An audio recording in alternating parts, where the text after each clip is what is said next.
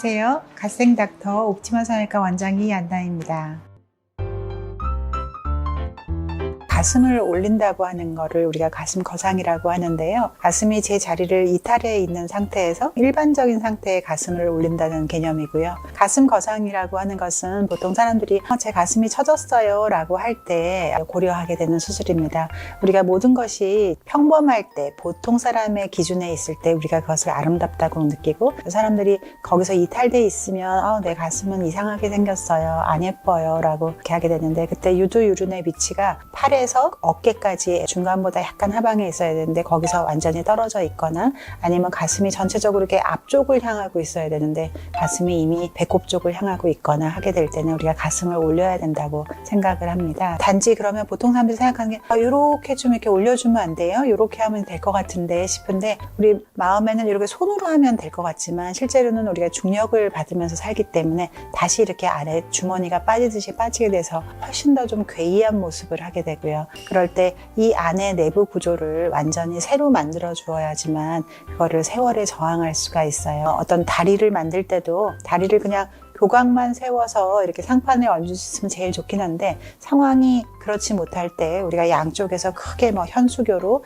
안에 망처럼 그거를 이렇게 중력에 저항하도록 만들면 그 다리를 유지할 수가 있듯이, 우리가 보통은 이 처진 거는 그냥 잘라버리고 위에 없는 거는 또 너무 할머니 같으니까 이제 보형물을 넣는다고 하는데, 그때 그 보형물을 넣는 것도 좋은 방법이지만 실제로 가슴을 축소하는 수술하고 가슴 보형물을 넣는 수술은 서로 상치되기 때문에 되도록이면 그 중에서 더 심한 쪽 한쪽을 하는 것이 더 좋거든요. 그러면 내가 이 처진 것을 버릴 것이 아니라 이동해야 되는 조직에 이 혈관을 잘 살려서 살아있는 조직을 이 위쪽으로 다시 마치 나무를 심듯이 재배치를 해주게 되면 우리가 수술 후에도 오랜 세월을 살아가더라도 그 자리에서 유지를 할 수 있게 됩니다. 그 상태에서 이제 새로운, 내가 앞으로 또 나이 들고 애를 가질 수도 있고 살찌고 살 빠지고 하겠지만 새로 옮겨진 자리와 그 모양으로 살아가는 것이 이제 가슴 거상 수술이라고 생각하면 좋을 것 같습니다.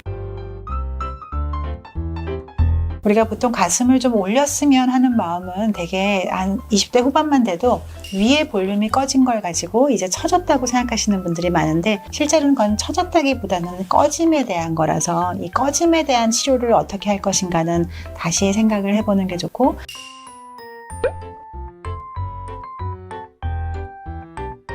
유두유륜의 위치가 본래 우리가 있어야 하는 위치보다 너무 이탈돼 있으면 거기에 대해서 유두유륜을 제 자리로 올려주는 것을 우리가 거상이라고 말하게 되고요. 이 유두유륜의 위치가 팔꿈치와 이 어깨에서 약 중간 정도, 거기서 약간 아래쪽에 있는 것이 많은데 그게 이렇게 팔꿈치 아래로 내려왔거나 그러시면 당연히 우리가 수술을 해야 된다고 봅니다. 그리고 크게 처지지 않았어도 가슴 밑선보다 아래로 처져 있다 그러면 그거는 이제 거상을 하는 가장 자주 오는 모습 중에 하나 입니다. 살이 아주 많이 쪘다가 빠진다거나 아니면 출산을 이렇게 반복했다든가 하게 되면 그때 다시 처져서 수술을 이제 많이 고려하게 되시죠.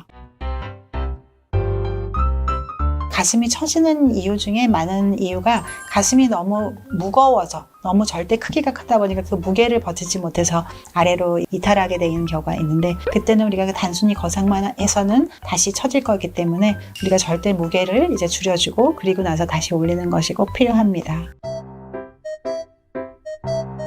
많은 환자에서 실제로 내가 처져 있으면 저는 가슴이 너무 커요, 막 무겁고 감당을 못하겠어요 라고 하는 반면, 사실 그 똑같은 부피가 오히려 있더라도 아니면 그거보다 더 커지더라도 내 몸에 이게 딱 달라붙게 되면 그 부피감을 훨씬 덜 느끼게 되거든요. 그래서 처져 있는 거에 대한 거는 교정을 해서 올리고, 그리고 위가 너무 꺼져 있는 것은 이제 꺼짐에 대한 거를 뭔가를 채워줘야 되는데, 되게 가슴이 처진 사람 중에 꽤 많은 사람에서 거의 한 열에 7, 8명 이상은 충분한 가슴이 이제 늘어져 있기 때문에 이때 그 버릴 이 유선을 충분히 이 혈관을 잘 확보해서 그 혈관이 확보된 살아있는 유선을 새로운 위치에 이 위쪽에 꺼져 있던 곳에 이식을 해주게 되면 마치 보형물이 들어간 것처럼 볼륨은 채워지면서 내가 다른 이물질 없이, 보형물 없이 내 조직으로만 가슴을 위로 이제 올리고 확대해 줄 수 있어서 최근에 많은 사람에서 거상 확대가 큰 이슈가 되고 있습니다. 보통은 빠르면 한 2시간 반에서 3시간 정도에도 끝나지만 우리가 정말로 큰 경우는 한 5-6시간이 걸리기도 합니다. 이제 수술의 시간을 굉장히 막 빨리 하는 거를 굉장히 막 자랑스럽게 말하는 병원도 있고, 또 굉장히 오래 한다, 내가 막 정말 막 모든 걸 해서 오래 한다는 거를 하기도 하는데, 다른 어떤 수술을 할 때도 정말 아무 문제가 없고, 이 사람이 이게 순서대로 진행되면 이게 좀 빠를 수 있고, 개선해 줘야 되는 것들이 남들과 다르다, 또 피부 상태도 남들보다 굉장히 흐물거린다, 뭐 여러 가지 상황들이 그때그때 있게 되면 그 하나하나를 남들보다 훨씬 더 공들여서 해야 되는 거기 때문에 좀 더 시간이 많이 걸릴 수 있고요. 또 심지어는 이제 대학병원이나 이럴 때는 이게 본래 기본적으로 시간이 많이 걸리는 수술이다 보니까 양쪽에서 이제 교수님 한 팀 한 팀이 들어가서 수술을 하는 경우도 있고, 그렇지만 다 일장일단이 있는 거라서 보통은 이제 한 수술을 하고 한쪽이 끝난 다음에 반대쪽을 하게 되면 실제로는 이 바깥에 외기에 내 이 몸에 상처가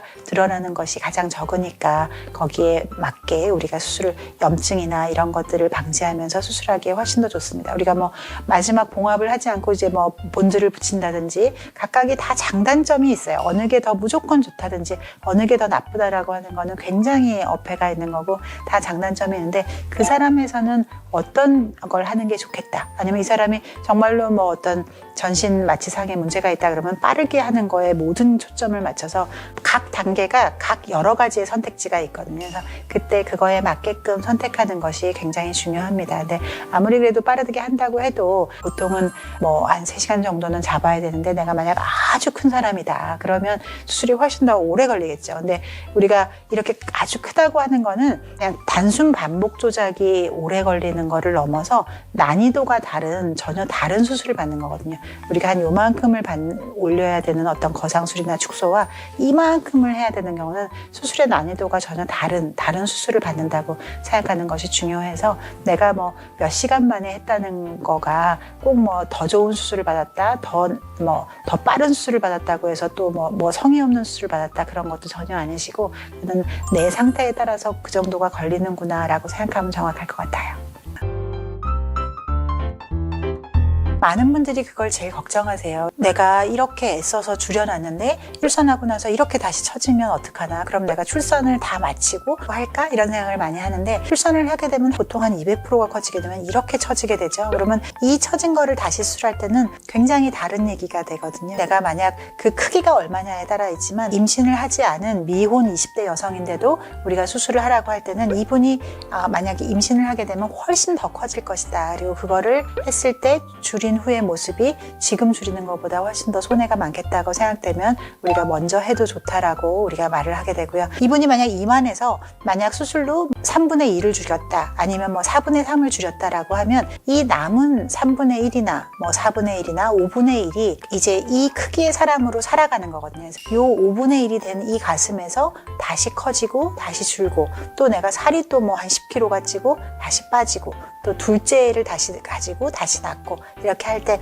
거기에 맞게 이렇게 하는 거니까 실제로 전처럼 이렇게 큰 게 이렇게 200%가 크고 작아지는 게 아니기 때문에, 미혼인 상태에서 가슴이 처지시는 분들은 대부분 다 그냥 유선형이거든요. 중년의 가슴이 크신 분들은 이게 지방 변성이 되어 있기 때문에 많은 부분이 지방이지만, 실제로 저는 중학교 때서부터 컸어요, 고등학교 때서부터 이렇게 컸어요 라는 사람들은 거의 대부분 유선으로 되어 있기 때문에, 내가 아무리 살이 찌고 빠져도 변화가 없거니와 실제로 임신을 하면 남들보다 비례적으로 훨씬 더 커져서 오히려 임신을 하기 전에 상당 부분을 줄일 수 있을 만큼 줄이는 것이 나중에 크고 작아진다라고 하더라도 훨씬 더 달라지게 된다고. 조금 훨씬 더 디테일한 거지만, 우리가 미혼 여성을 할 때는 어떤 조직을 남길까가 중년 여성을 수술할 때와 또 굉장히 달라요. 이분은 가임 여성으로 앞으로 최소한 20년을 살아갈 거기 때문에 거기에 맞춰서 바뀌어지는 그 호르몬의 변화가 앞으로 있을 거를 해서, 우리가 볼륨은 똑같이 뭐 A컵을 만들겠다, B컵을 만들겠다, 어떤 이 혈관을 확보하기 위한 최소한의 크기를 정한다고 하더라도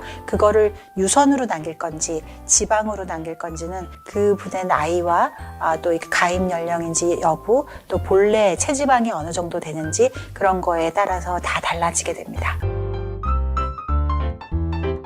보통은 이제 수술하게 되면, 모든 수술들은 보통 수술한 다음에 24시간이나 48시간 내에 보는 것이, 첫 번째 보는 것이 가장 중요하게 되고요. 첫 방문은 혈관 상태를 보는 게 가장 중요해요. 우리 수술에서 우리가 뭐 흉터, 모양, 크기 다 걱정하지만 사실 그 모든 것보다 가장 중요한 것이 괴사가 되느냐 마느냐, 죽느냐 사느냐 하는 거거든요. 그래서 어떤 혈관 상태나 그런 것들도 보게 되고, 그리고 나면 되게 저희가 3일에 한 번씩 이렇게 보게 되시거든요. 그래서 1, 2일 첫날, 그 다음날 보게 되고, 그 다음에 이틀 뒤에 보고, 두 번째 오시면 저희가 이제 피통이라고 하는 피주머니를 뽑게 됩니다. 모양을 딱 안에서 압착해주는 몸 안에다가 설치한 기부스라고 생각을 하면 되세요. 그리고 나면 3일 뒤에 오시면 몰딩을 하기 위해서 붙여놓은 테이프와 꺼즈들을 대부분 다 띄게 되고요. 그때 처음 면 불화를 하게 되세요. 그리고 나면 또 다시 3일 뒤에 오셔서 봉합사 대신 붙여놓은 스테리트 테이프조차도 전부 다 제거를 하게 됩니다. 그때부터는 이제 정말 불화를 입는 일상인 같은 모습을 하실 수가 있는 거세요. 쉽게 생각하면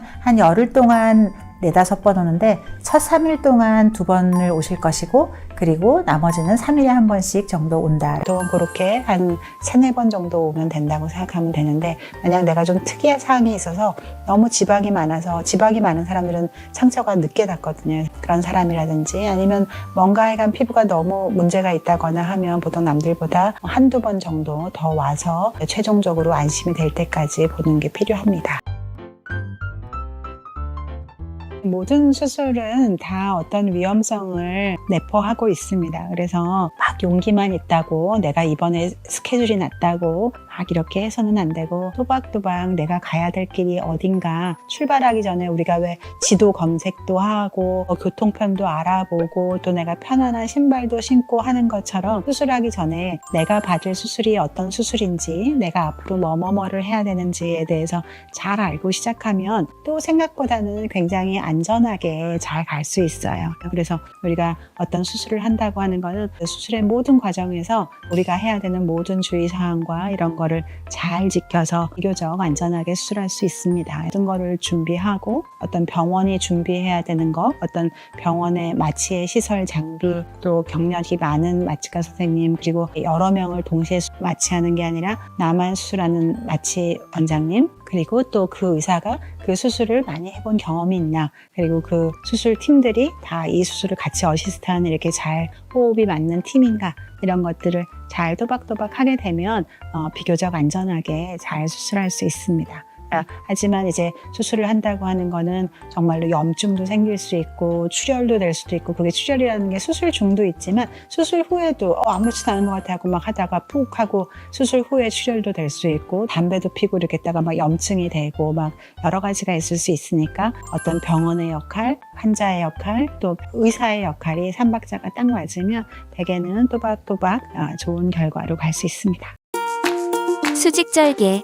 유륜을 절개하고 수직으로 4에서 5cm 정도를 다시 절개를 가하여 유방의 조직을 제거하는 방법으로 수술 결과를 예측하기 쉽고, 큰 가슴을 가진 경우에서도 좋은 결과를 낼 수 있습니다. 처진 가슴을 올려주는 방법 중에 여러 가지가 있는데, 그 중에 이제 유륜과 일자만을 이용해서 수술하는 방법을 수직절개라고 합니다. 그래서 방법은 유륜의 동그라미와 그 아래에 이렇게 일자로만 가게 되는데요. 보통 숟가락 모양이라고도 하고, 또 아니면 막대사탕 모양이라고 하는데, 그렇게 하게 되면 이제 다른 추가의 흉터 없이 하게 되니까 좋은 장점이 있습니다.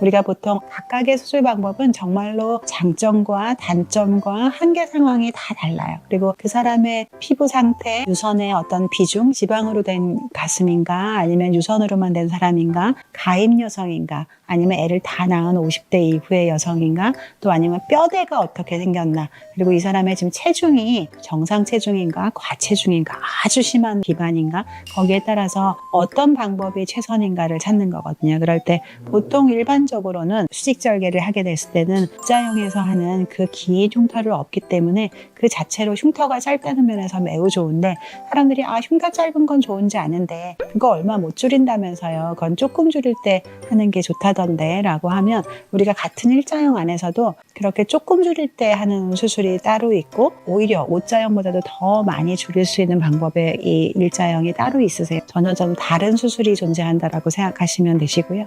그럴 때 일자형을 하게 되면 가슴의 모양을 바꾸려고 하는 거예요. 수직절개라는 거는 단순히 흉터를 줄이기 위한 목적뿐만 아니라, 가슴이 큰 사람은 밑선이 굉장히 배꼽 쪽으로 내려와 있기 때문에 그 배꼽 쪽으로 내려와 있는 밑선을 교정해서 가슴의 전체 각도를 옆에서 봤을 때 위 볼륨을 높여주는 것에 굉장히 중요하게 됩니다. 그리고 또 누웠을 때도 가슴이 그냥 줄어서 이제 가슴이 등같이 됐어요. 가슴이 없어져서 너무 좋아요 라고 하지만 실제로 누우면 완전히 하나도 없고 옆으로 빠지면 굉장히 그것도 기괴해지거든요. 그럴 때 누웠을 때도 가슴이 이렇게 서 있을 수 있도록 하는 그런 구조를 만들어주기에 이 수직절개가 좋은 방법이 될 수 있습니다. 유륜절개를 한 다음에 어떤 가슴의 모양과 일자형을 한 가슴의 모양과 O자형을 했을 때 가슴 모양이 틀려요. 그 각각의 특징과 장점이 다 틀린데 보통 이제 피부가 얇고 힘이 없고 그리고 또 가슴의 밑선도 처져 있고 조화가 맞아야 하거든요. 그 조화를 맞추는 데 있어서 우리가 밑선을 교정하고 윗볼록을 살리고 그리고 똑같은 부피를 이렇게 만들 수도 있지만 이렇게 만들 수도 있는 그런 상황에서 수직절개를 하게 되면 많은 장점이 있습니다. 수직으로 하게 되면 실제로 이제 O자형의 긴 절개는 내지 않으면서도 가슴의 똑같은 부피를 훨씬 더 봉긋하게 만들 수가 있고 훨씬 더 내구력 있게 수술하고 처음엔 예뻤는데 그냥 뭐 2, 3년 지나니까 가슴이 이렇게 쭉 빠졌어요가 아니라 오랜 세월을 그 모양으로 유지할 수 있게끔 하는데 크게 장점이 됩니다. O자형 절개. 또 유두에서 가슴 밑주름까지 O자형으로 절제한 후 유선 조직과 지방, 피부를 제거하는 방법입니다. 그 흉터가 한글 O자와 비슷하게 남는 방법입니다. 이 방법은 간단하게 많은 양의 유방 조직을 제거할 수 있다는 장점이 있지만 유두의 감각이 떨어질 수 있고 가슴 밑에 보기 싫은 수평 방향의 흉터가 남으며 일정 시간이 지나면 가슴 아래 부위만 처지는 모습이 나타날 수 있다는 단점이 있습니다. O자 절개를 한다고 하는 거는 우리가 가슴을 축소하거나 거상할 때 전 세계에서 가장 널리 쓰이는 방법이에요. 그래서 사실 작년에도 재작년에도 90%에서는 사실 O자형을 씁니다. 하지만 세상의 모든 이게 정답이야 했던 것도 사실 점점 더 발전하죠. 옛날에는 전화기가 다 이렇게 돌려서 이렇게 받는 게 전화기였지만 지금은 누구나 전화기를 그냥 이렇게 핸드폰 모양을 이렇게 하듯이 어떤 방법이 매우 좋지만 거기서 이제 더 발전된 방법으로 간다는 것도 매우 좋은 방법이고 하지만 O자형의 제일 좋은 방법은 실제로 예측 가능도가 굉장히 높아요. 그래서 예측 가능도가 뭐냐고 하면 안전한 범위 내에서 예측 가능한 큰 아주 괴사와 같은 그런 재앙 같은 합병증을 피하는 상황에서 이 O자형이 산수적으로 수술할 수 있기 때문에 좋은 방법입니다. 괴사라든지 아주 이렇게 끔찍한 재앙이 없이 비슷한 결과를 도출해내기가 굉장히 좋거든요. 그래서 그거를 우리가 예측 가능도가 높다고 하는데 그런 면에서는 O자형을 하는 것도 굉장히 좋은 방법입니다. 하지만 내가 거기서 조금 더 나아가서 가슴의 모양을 좀 더 이제 바꾸고 싶을 때는 거기서 이제 O자형이나 수직절개거나 심지어는 가슴 지방 흡입만 한다거나 하는 것은 그 사람의 상황에 맞춰서 그 환자의 피부 상태, 탄력도, 가슴의 흉곽의 넓이, 어떤 곡면 그리고 유선으로 돼 있는 사람인가, 지방이 많은 사람인가, 아주 비만도가 높은 사람인가에 따라서 각각의 장단점을 할 수가 있거든요. O자형은 여러 장점이 있지만 가슴을 이렇게 횡단하는 흉터가 있다는 것은 굉장히 큰 마음의 고통이 될 수도 있으세요. 또 우리가 보통 서양 교과서를 예전에 기준으로 수술했었기 때문에 백인의 피부 상태와 동양인의 피부 상태는 굉장히 달라요. 그래서 동양인은 굉장히 흉이 잘 생깁니다. 그래서 그건 나쁜 게 아니고 새살을 만드는 기능이 굉장히 좋아요. 피부를 구성하고 있는 성분이 다른 거거든요. 그래서 내가 바라는 가슴이 어떤 것인가에 따라서 잘 상의해서 결정하면 좋을 것 같습니다.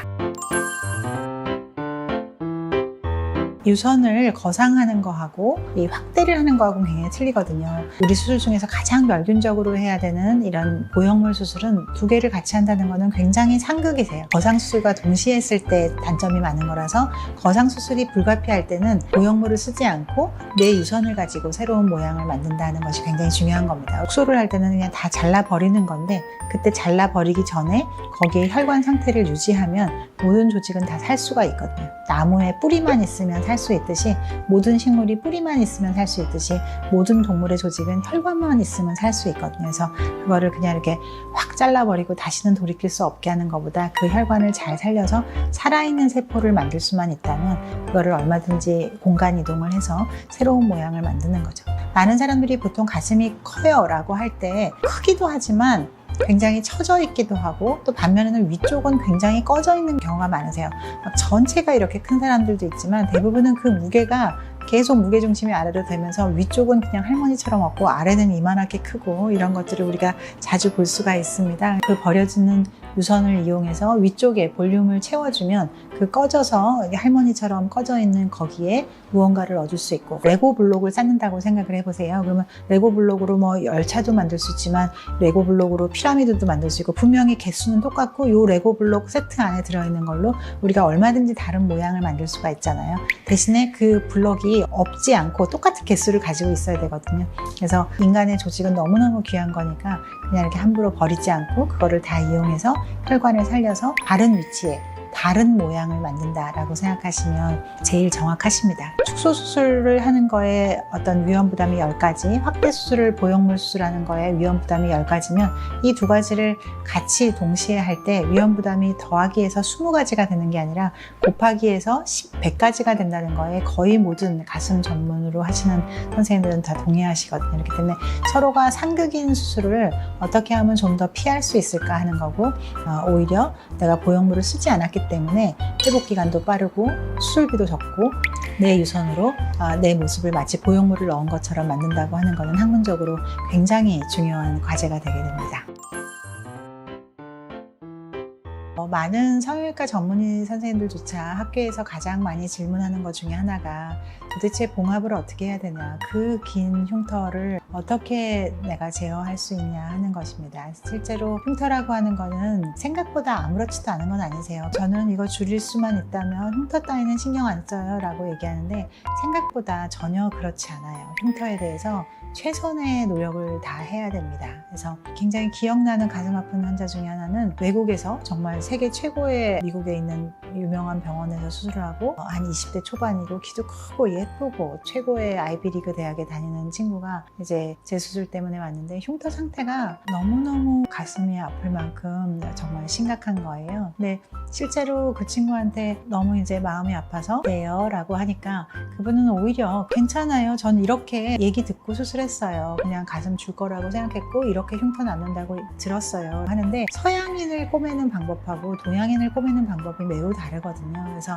이 안에 이제 탄성 조직이나 이런 비율이 다 달라서 조금 더 다른 말로 하면 동양인에서 흉터를 적게 만들 수 있게 꼬매는 방법에 능숙한 사람은 서양인을 꼬매는 거에 어려움이 전혀 없지만, 서양인을 꼬매서 상당히 좋은 흉터를 냈던 사람들도 동양인을 꼬매면 정말로 어떻게 이런 일이 발생할 수가 있지 라고 이렇게 놀라게 되거든요. 그런 서양권에서 수술하고 나서 흉터 때문에 굉장히 고민하는 경우가 더욱더 많아지게 됩니다. 하지만 다행히도 대부분 경우는 이제 흉터가 잘 알아서 잘 낫게 되세요. 또 그리고 그렇게 수술 후에도 장력이나 이런 거를 잘 고려해서 흉터가 덜 생기게끔 성형외과의 모든 전문 선생님들이 해주시지만, 우리가 아무리 노력을 해도 어떤 경우는 정말 최악이 발생하기도 하거든요. 그럴 때 최악을 어떻게 최소화하는가는 굉장히 중요한 일입니다. 그래서 어떻게 해서든지 절개선을 최대한 피할 수 있는 절개선을 피하는 것이 굉장히 적고, 최종 이 흉터의 길이를 줄이는 것은 굉장히 중요한 과정이 되고요. 똑같이 하고 나서도 우리가 막 많은 이제 좀 젊은 전문 선생님이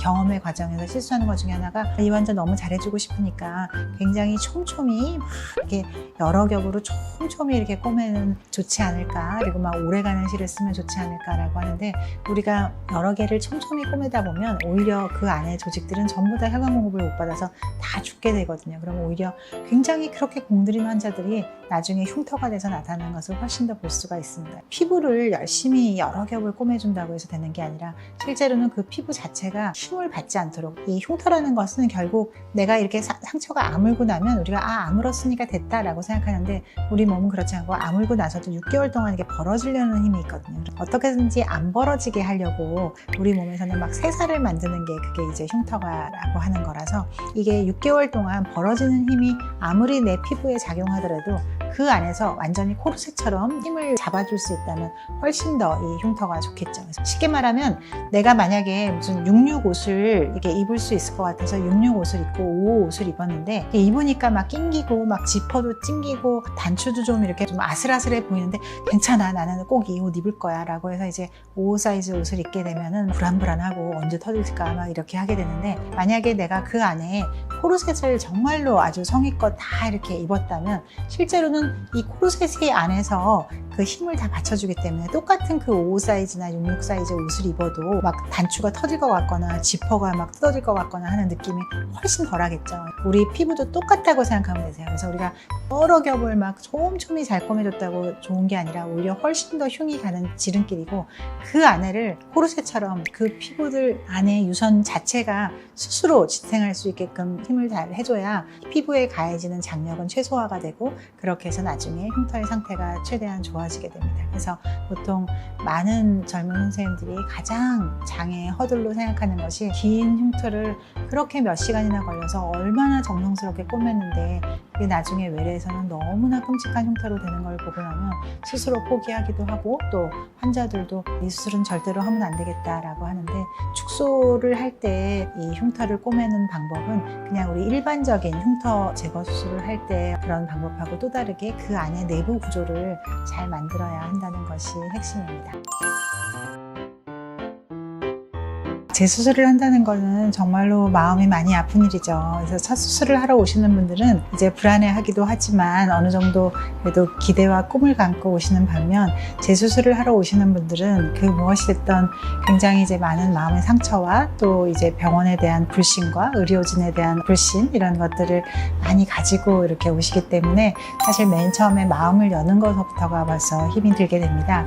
그리고 또 상처를 보았을 때 사람마다 다 다른 상태를 가지고 있기 때문에 무엇을 이거는 이렇게 스탠다드하게 하면 된다고 이렇게 딱딱딱딱 설명할 수 있다기보다는 그 사람에 맞게 이렇게 그 상황이 어떻다는 거를 이제 말씀드리는 것이 굉장히 중요해요. 가슴 축소 자체가 하는 곳이 별로 없잖아요. 몇 군데 특화된 병원밖에는 안 하기 때문에. 그런데 하물며 이제 재수술은 더욱더 없는 거죠. 가슴 수술에 그렇게 경험이 많지 않은 다른 병원에서 수술을 한 상태를 보면 정말로 우리가 상상하기 힘든 아주 특이하고 이상한 모습이 되는 경우가 굉장히 많거든요. 그러면 거기서 어떻게 다시 혈관을 괴사시키지 않으면서 다시 새로운 모양을 만들 건가 하는 거는 정말로 도전적인 과제이긴 합니다. 지금은 20, 30대라면 말할 것도 없고, 요즘은 40, 50대도 굉장히 젊은 나이이기 때문에 그냥 이렇게 하고 사세요 라고 하는 거는 굉장히 받아들이기 어렵죠. 그럴 때 새로운 가슴의 모양으로 바뀌는 것은 굉장히 중요합니다.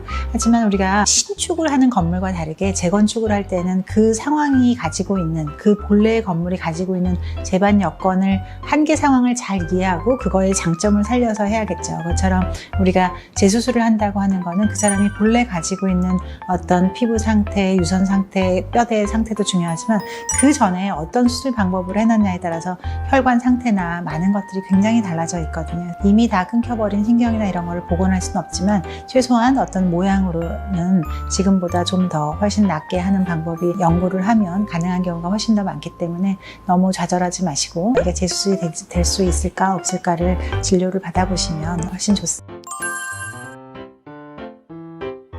보통은 이제 이 축소 거상이 처음 수술도 굉장히 어렵지만 재수술도 역시 훨씬 더 어렵겠죠. 첫 수술이 정말 잘못되게 되면 그 다음부터는 거의 패닉해지거든요. 그러면 막 무슨 말도 믿을 수도 없고 도대체 이거는 맞는 말인지 이렇게 하다 보면 재수술을 또 열심히 알아보고 했는데도 또 더 잘못되는 경우가 있죠. 왜냐면 정말 재수술이 오히려 경험이 많다면 이거를 뭐 어떻게 해라든지, 이거는 여기까지만 욕심내야 된다든지, 이거는 안 하는 게 낫겠다든지 그런 것들을 할 텐데, 축소 수술도 경험이 많은 선생님들이 극히 제한되어 있는데, 이 축소의 재수술은 또 더욱더 제한된 선생님이 한다면 그 외 선생님들은 대개는 많은 경험치가 없는 상황에서 이게 이렇게 되지 않을까라고 하는 의학적인 바람을 가지고 하다 보면 나중에는 굉장히 다른 결과를 낼 때가 많거든요. 첫 번째 수술 잘못되고 또 두 번째 수술도 또 잘못되고 이렇게 하다 보면 이제 환자분들은 내가 이거 여러 번 수술했으면 또 수술 안 해줄지도 몰라 라고 하면서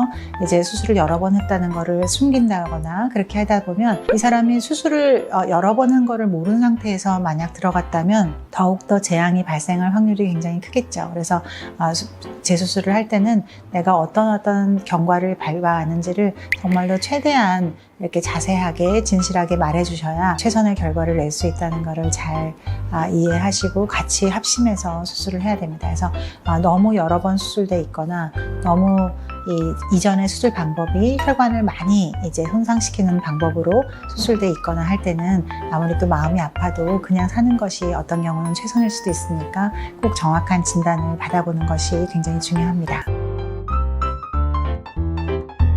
네. 모든 수술은 다 부작용이 있을 수 있습니다. 세상의 모든 만사가 우리가 약만 먹어도 약에도 부작용이 다 있는 것인데 수술을 한다고 하는 거는 내가 외상을 당하는 거거든요. 그래서 수술을 한다, 더 정확하게는 내 몸에 외상이 남는다라고 했을 때는 가장 일반적으로는 상처가 곱는다든지 염증이 생긴다든지 아니면 수술이 다 잘 끝났는데 수술 후에 후출혈이 있어서 수술 그렇게 좋았던 게 수술하고 열흘째 막 이렇게 피가 찬다든지 그렇게 하면 더 늦게 낫겠죠. 흉터가 남들보다 더 남았을 때도 그걸 부작용이라고 생각하는 경우도 많고 또 모양이 내가 기대했던 거와 다르게 할 수 있는데 우리가 말하는 의학적인 부작용은 좀 더 생명에 어떤 영향을 미치는 그래서 그것 때문에 어떤 건강상의 이유가 미치는 그런 거를 이제 부작용이라고 하게 되고 내가 어떤 흉터나 모양이나 유륜의 모양, 유륜의 크기 그래서 어떤 미용적인 어떤 내가 생각했던 거에 못 미치는 그런 것들은 이제 어떤 수술의 불만족이라고 해서 수술에 불만족하고 어떤 부작용은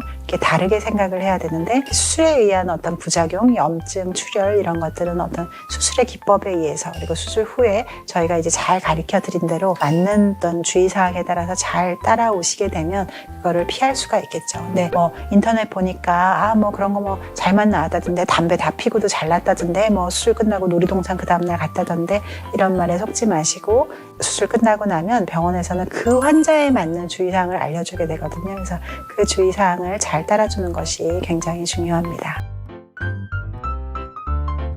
제가 병원에 이렇게 뭐 몇 군데 알아보고 또 막 인터넷을 찾아봤더니 수직절개는 조금 줄일 때만 해야지 많이 줄이려고 하면 너무 위험하대요. 괴사돼서 죽는데요. 그 모든 거의 핵심이 혈관 공급을 확보할 이제 자신이 없을 때 그렇게 되는 거거든요. 그래서 식물에서는 뿌리, 우리 동물에서는 혈관이 충분한 영양을 공급해 줄 수 있으면 우린 조직은 사는 것이고 아무리 겉보기에 멀쩡해도 혈관 공급이 부족하게 되면 그 조직은 그냥 까맣게 죽어버리는 거거든요. 수직으로 조그만 창을 열어서 이렇게 절개를 하다 보면 우리가 조직을 없앨 때 이게 유선만 없어지는 게 아니라 반드시 혈관과 신경이 같이 없어지니까 혈관을 확보할 조치가 다 되어 있다면 우리가 아무리 큰 사람들도 수직으로 이렇게 올려도 우리가 괴사 없이 잘 옮길 수가 있습니다. 가슴 거상술은 사실 모든 마취로도 다 가능합니다. 심지어는 국소 마취로도 가능하고 수면 마취로도 가능하고 또 전신 마취로도 가능하세요. 그래서 학문적으로 제일 안전한 마취를 저희가 전신 마취로 보거든요. 왜냐하면 전신 마취는 모든 정말 어떤 최악의 상황을 처음부터 다 세팅해 놓고 시작하는 거거든요. 그래서 우리가 마취 중에 대개는 아무 일도 안 벌어지지만 정말 십만에 하나 이렇게 어떤 위기 상황이 됐을 때도 거기에 되게끔 모든 걸 처음부터 세팅하고 하는 것이고 수면 마취는 이제 환자의 어떤 수면에 들어가는 상태를 보면서 이렇게 하게 되는데 이제 예측 가능도나 조절 가능도나 이런 걸로 봤을 때는 전신 마취가 훨씬 좋고 국소 마취로 하는 것도 많이들 하기도 하는데 너무 힘들어요. 몇 시간을 이러고 가만 누워 있는다는 게 사실 보통 일은 아니라서 이 수술 자체가 막 광범위하고 큰 수술이라서가 아니라 성형외과에서 하기 때문에 이제 모양을 만들고 정말 이렇게 곱게 꼬매고 층층이 이제 안에서 힘을 받게 해주고 하는 것들이 시간이 많이 걸리는 수술이거든요. 그래서 그런 공을 많이 들일 때 아무래도 환자가 지루해서 힘들고 막 힘들어하면 다 의사가 하는 일이기 때문에 사람이 하는 일이라서 환자가 불편해하니까 이쯤에서 끝내야겠다라든지 이런 상황이 되기가 굉장히 쉽습니다. 우리가 보통 전신 마취를 하는 편이 실제로는 그냥 정말 모든 게 그 스테이블한 안정적인 상태에서 우리가 정말로 의학에 흡족한 상황으로 하기에 가장 좋다고 생각하는 것이고요. 실제로는 뭐 수면 마취나 국소 마취를 하는 것도 학문적으로는 아무 문제 없습니다.